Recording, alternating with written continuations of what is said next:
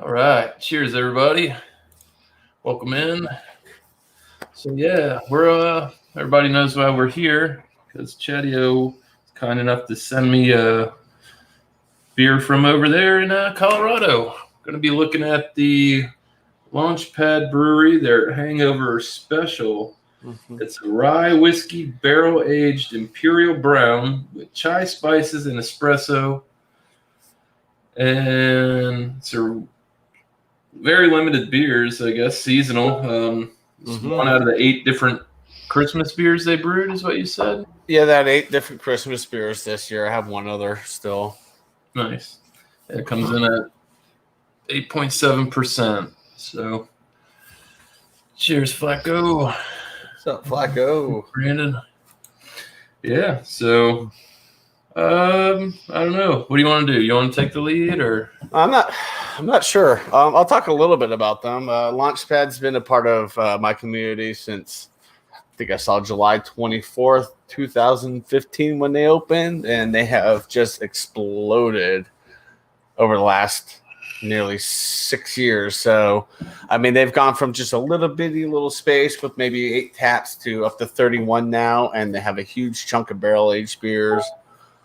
They just installed a canning line, so they're going to be able to kind of distro a little bit to just right now just the golf courses and select the liquor stores, usually big box like Total Wine and others like that. The owners are retired Air Force. One of them still in reserve, so I see him every once in a while and make fun of him, like, "Where have you been?" yeah.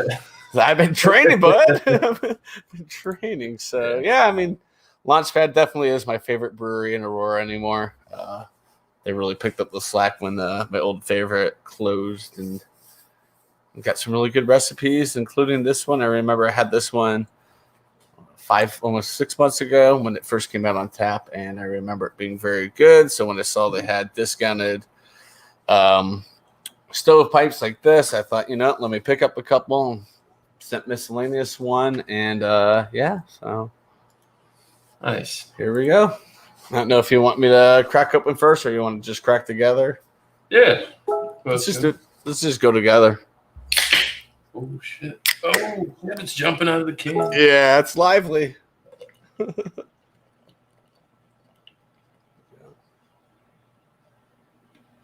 Oh,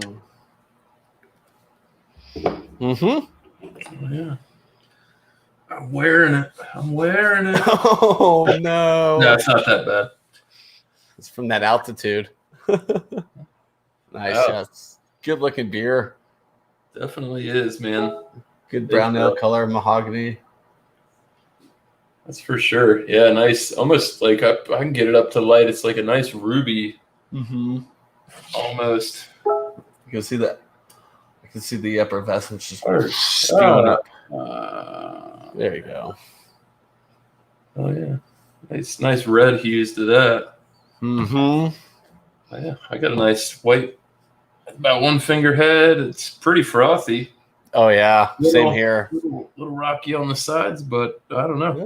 Looks good. It's holding up pretty decent. Yeah, they did a good job. I forgot to say it's 8.7% ABV. So fly me to the moon.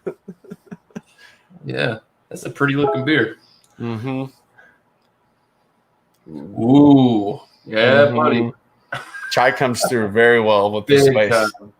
There's a lot of chai in there. Trying to pick. Yeah, go ahead. Go ahead, man. We'll do a rundown. You give your rundown. Okay. I'll do a rundown. We'll compare. Yeah. Yeah, you go first. All right. So yeah, that chai's up front, big time. I almost get like there's a pinch of some chocolate malt in there. I'm definitely getting that rye. I'm getting the rye. It's not real. I would say, I don't know, casky, like oaky, but it's definitely that rye spice is in there too. It's battling neck and neck with that chai. Yeah, hell of a good balance. Oh yeah. I'm trying to pick up on the espresso. I think the chai is just overpowering it in the aroma. Um, It's there a little bit. coffee. Yeah, it is faint. You gotta just dig hard in there. Right? Oh shit! Cheers, man. Cheers, bud.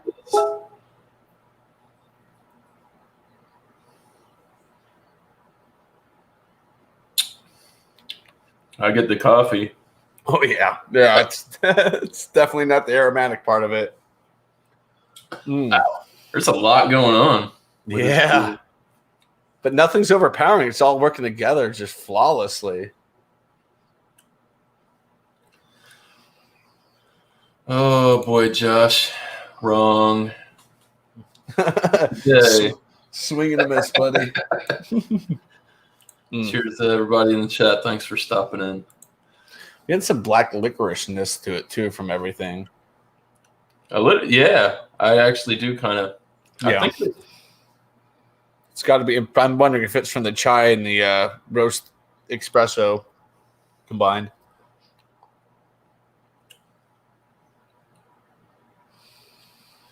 you know what it's. Mm-hmm. It's there, and it's a linger. Mm-hmm. Licorice. I'm not a black licorice fan. I'm not a real big fan of black licorice. It's weird. I don't like black licorice, but I can drink like Jägermeister. Yeah, but it's gripping too. So I'm get it's like the chai and that coffee and that rye, man. They're just duking it out for who's going to be dominant, and there is it's not really anyone. They're melding together really well. Mm-hmm. Yeah, it's got some throat, some lace. Oh yeah, same. It's not boozy at all. It doesn't smell boozy. Mm-hmm. It doesn't taste boozy. I'd say the body it's definitely, I'd say medium. Mm-hmm. Like medium. It's like it could almost be pushing towards the full side, but I think it's kind of right smack in the middle. Oh yeah, I agree fully. Yeah, this is one of the best balanced beers I've had from them. Slight dry finish, little. I kind of get I'm trying to like let it fucking breathe on the palate. It's that I like to say there's like a bitterness, but there's not. It's like very, very. It's just like a hops. Like if they use like some middle fruit or some of the like those really, really mellow hops. I'm wondering if that little bit of the bitterness comes from the coffee, from the espresso.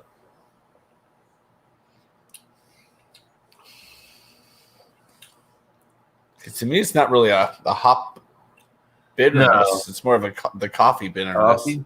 Yeah. See, I get like my sip goes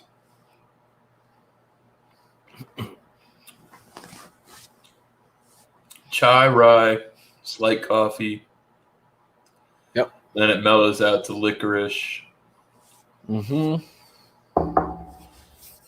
And like I said, it takes a minute. It has a long finish to it. Yeah. Before it like dries the back of the palate out.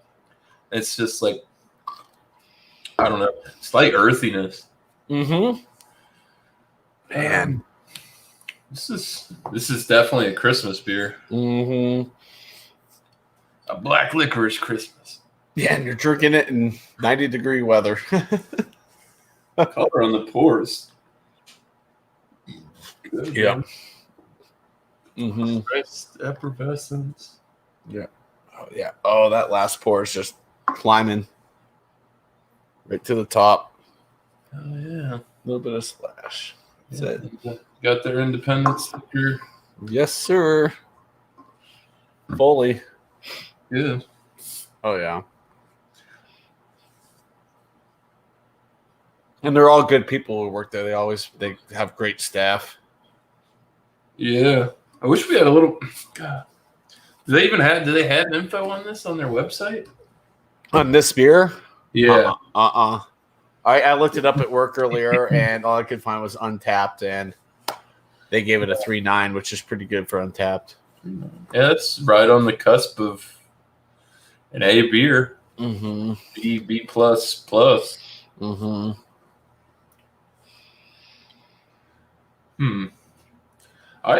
This is, you know what? I don't dislike it. No. But you're right, it's more better for like sitting around the Christmas tree or something. Splitting it off with some good friends, having a good chat. You know, this, God damn. I've only, like I said to you earlier, I think I've only had one beer that had chai, and it was from Left Hand, and Mm-hmm. it's a good, I think it's a good, you can balance it out really well in some Mm-hmm. of these beers. You can run wild with it and wreck something, but Yeah. The chai milk stout nitro is probably what you're talking about. that's the one. Yep.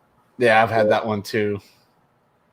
Yeah, like this from memory. I think this is a little better because it has more to it. Oh yeah, it's nothing. Yeah. Well, left hands, they're micro Mac. Mm-hmm. Get them. Yeah. They got great distribution. I know, because it all comes out of Colorado. I don't think they have a secondary brewery, which is it's insane. That is nuts. Mm-hmm. Man, the clarity of this beer is phenomenal. There's no sediment. Yeah. Todd the brewer did a hell of a good job on this.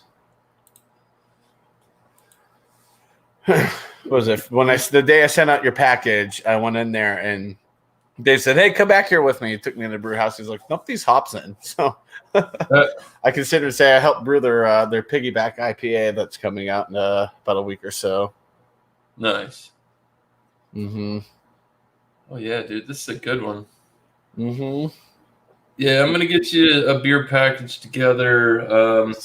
I know you're coming to Florida in a little bit, but I'm gonna send you some stuff from here. Mm-hmm. I'm probably gonna send you some Sweetwater stuff that you can't get over there. Nice. Yeah. You know I'm about them. You know I like them. Yeah, I got some. The only variant I can find here is the G13. You're saying that was their better one, but there's others. Yeah, that was good. They got a few. We got a few. There's the other two that I really liked were the double hazy. There's a double hazy train wreck, which was the strongest one out of the series. Nice. And then the Mango Kush, the wheat ale, was really good. I had that a couple of times. LaunchPad is in Aurora, Colorado. Yeah, Aurora, Colorado. I might have screwed the pooch there. Okay. Not Aurora, Illinois, Colorado. Yeah, they don't even have Aurora on this can. The other can, I think it does. Oh, the other can does. Oh, it does right here on the side by the rocket.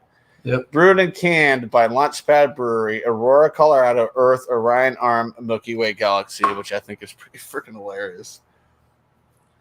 I even told Dave's wife, I told her, I was like, "Did you come up with that?" I asked her, I'm like, "Did you come up with that?" She's like, "Yeah." I'm like, "That is hysterical. That is genius." I just looked at that rocket, and it's like a tiered brew system. Yep.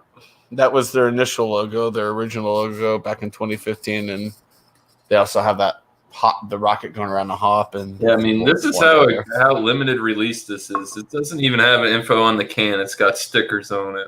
Yeah, the sticker, I asked them, the sticker states this is our 7th last launch beer, which basically means if they have Fowlers or Stone Pipes and it's the last, they're on their last keg. Yeah, they throw those.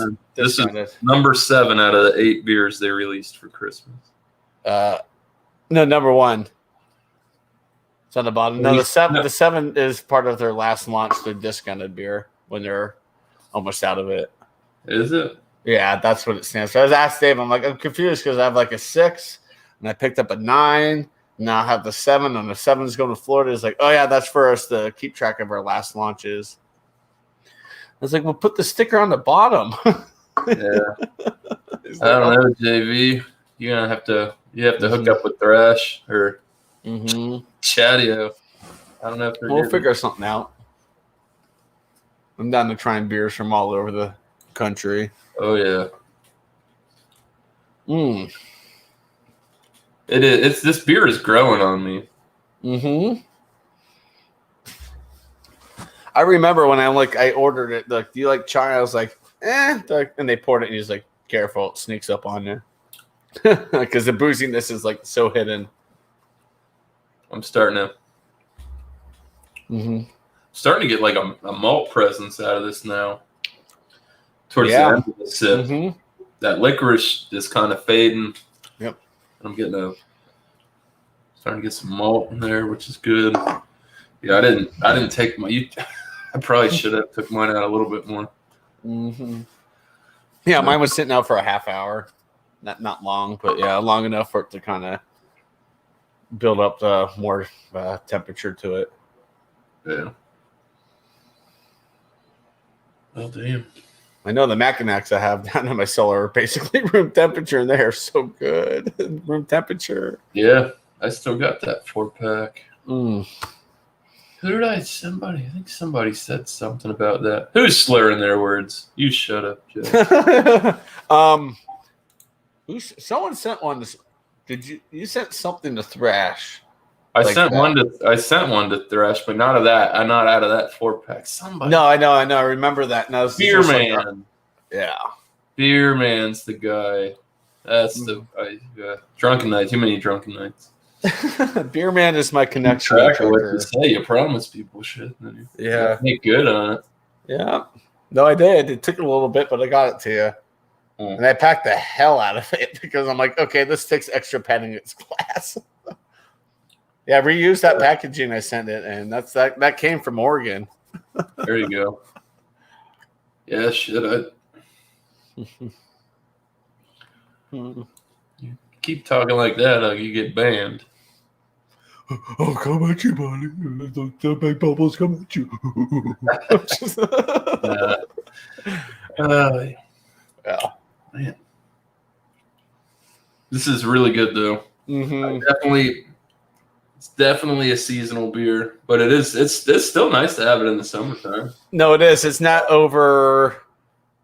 too dark. It's not too over heavy. It's thick. I mean, but it's kind of heavy, but it's not like a Mackinac fudge or just a regular KBS. I couldn't drink that right now. Those will sit, and hopefully Founders brings out like a 2021 variant that could do a side-by-side of some bottles. That'd be fun. Yeah, it's almost like it could be like a aperitif, almost like after dinner beer, or kind of desserty, but not too sweet. Yeah. Well, they call it a hangover special. They're kind of going for like a breakfasty, like, oh, this will help you recover your hangover. I'm like, yeah, it'll add to it. That. Yeah, keep the party going.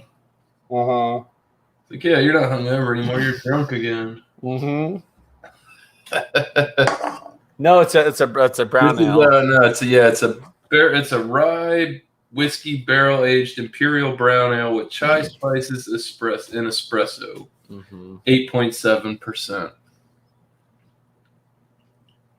The 19.2 big cans. Yeah, they call these stovepipes. Yeah. Which they charge more for these than they do for the regular like 24, 32 ounce crawlers. But it's only $1. It's only like $1 or $2 more, which is fine. I mean, you put the big boys in these. Yeah. Yeah. That's just how the state regulates them. Those stovetop 1050s I were getting, those are $10 a piece.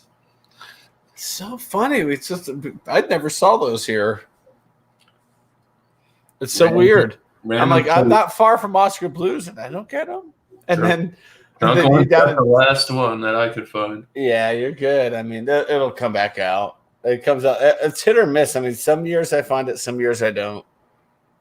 I think I can get the 1050 came out this year, I think, already. Barely. I don't know. I'll have to next time I'm at a liquor store called Chambers Liquors off of Chambers I love or that. Davidson's. I'll Yeah. look for them.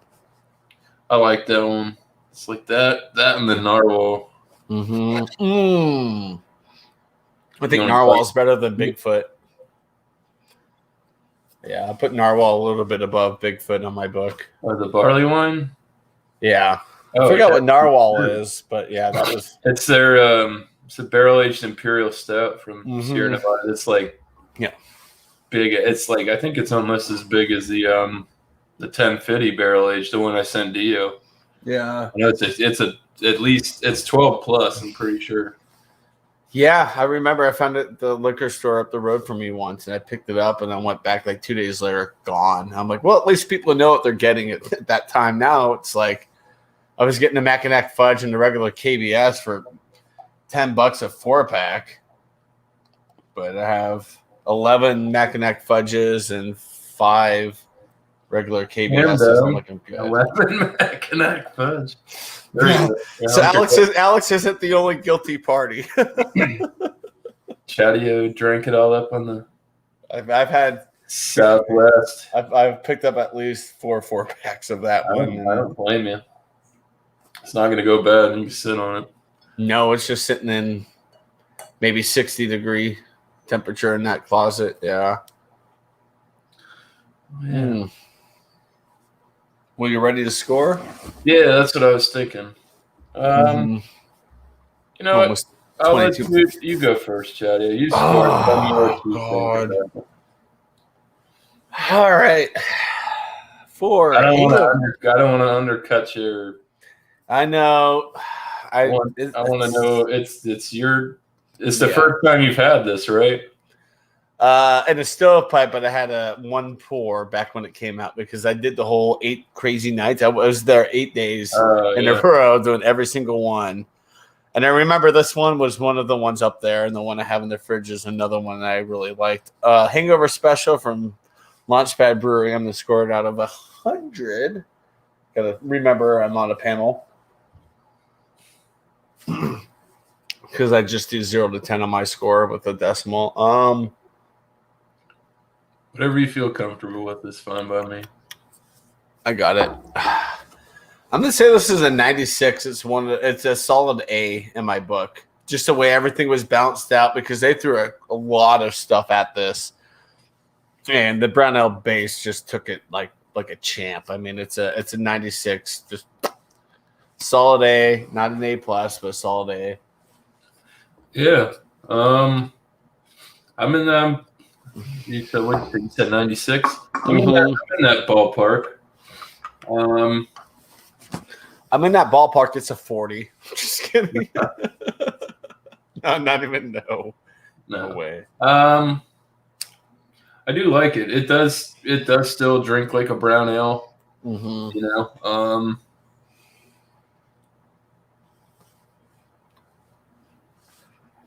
Got a wee bit left. Yeah, like I said, the more it warms up, the longer I'm sipping on it. That licorice note is fading, and you're getting almost like a caramel type of malt coming out at the end. The slight dry, slightly, very, very slightly bitterness coming. Like almost, it's almost not there, but I don't know. It's like on the very, very back of the tongue. I feel. Goodness. See, because I'm trying. It's fucking summertime, and we're rating fucking Christmas beers, and it's. I know. This one lingered. This one lingered for so long. I didn't know why. Like drinking it again, I'm like, how did this not go by like the end of January? The chai, I really like the chai, and I think that the espresso touch is nice because the coffee's not over. It's not overwhelming, but you find in a lot of beers either it's acrid or it's too much in general. It overtakes everything, and this is not the case with this. It's a big player in there, but it does. It gets suppressed a little bit by the chai and the rye whiskey barrel. I think. Yeah, the chai is such an overpowering flavor, so it's hard to do what they did. If you don't like chai, you ain't gonna like this. Me personally, I don't mind it. I actually kind of like it. It's just got to be balanced properly. Mm-hmm. Yep. So yeah, I'm gonna score it a 94 out of 100. There we go. We're pretting much splitting the difference. Yeah, right there. So even combined 95, it's. Bobby would say outstanding. That would be an outstanding on his wacky scale. or excellent, one of the two. Yeah, it would be right there between the two. That's where I'm like, it's on the fence between outstanding and excellent. I would definitely like to try some more of their specialty stuff for sure. Because from this, well, yeah, obviously this is the only beer I've had from them. Mm-hmm. I'll keep it in mind. You'll definitely get more down the road. I'm always into. I don't mind trying their stuff that they have all the time, but that's kind of like how I am down here. It's like, well, yeah. I was talking about the other night when I'm going to go on vacation. I'm going to go to Funky Buddha, and then Ronnie's like, well, what do you think about this? And I said, I really don't. You know what?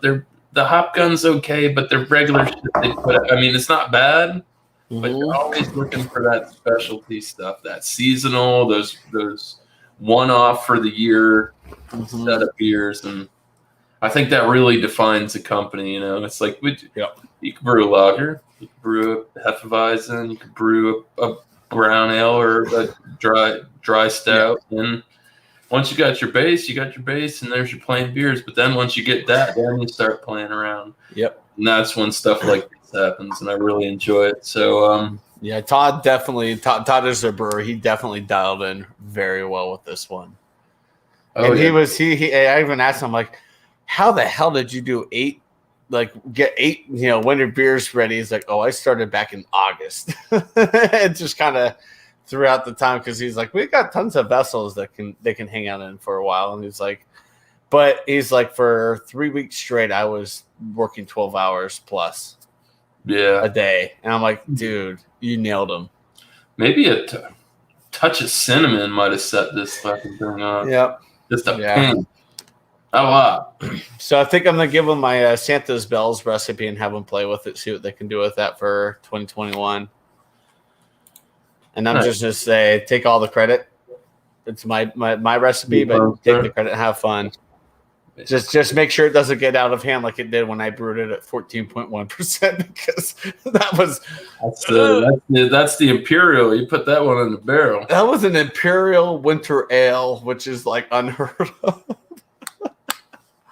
That son of a bitch that. What was it? A winter warmer? It was an Imperial Winter Warmer, and that thing. I was worried because Lone Star sent me one of those from Carbach, I think, or no, Raw and Sons out of Texas, man. Well, our target was 10.5%, and it turned out to 14.1. So there you go. I think the one I had was like a barrel aged, like 10. Yeah, 10.5. Like 2 days in the ferment. Big. That's a big fucking. Yeah, 2 days in, we tasted it. Me and my buddy Ron tasted it when he was working there, and it was like a gingerbread. It was like a gingerbread cookie, perfect. And by the time it hit the tap, it was like, you better call an Uber if you have 2. Gonna throw your ass on. It needs more spruce tips. Yeah. It wasn't even that. It was just it was boozy, but it wasn't like, oh my god, too boozy to drink, because it had all those winter flavors, the brown sugar, the cinnamon, the allspice, and everyone loved it. It kicked in 3 days. Like the 13.5 gallon barrel just gone 3 days. I'm like, that's impressive. That's not bad. It's pretty darn good. Well, so, you got any shout outs you want to do or anything before we go? Yeah, shout out to the girl that's giving me a second date. No, I'm just kidding. But hey, it's happening. Nah, man, just shout out to generally the beer community for allowing this to happen. I mean, I started doing beer reviews when I was working from home. I got bored in the afternoon, so I started reviewing beers, and it turned out to me meeting you and all the other awesome beer guys. And shout out to everyone in the group. You guys are all awesome. Good friends. I look forward to talking to you guys every night. Josh says he's got a LaunchPad beer. I call bullshit. There's no fucking way.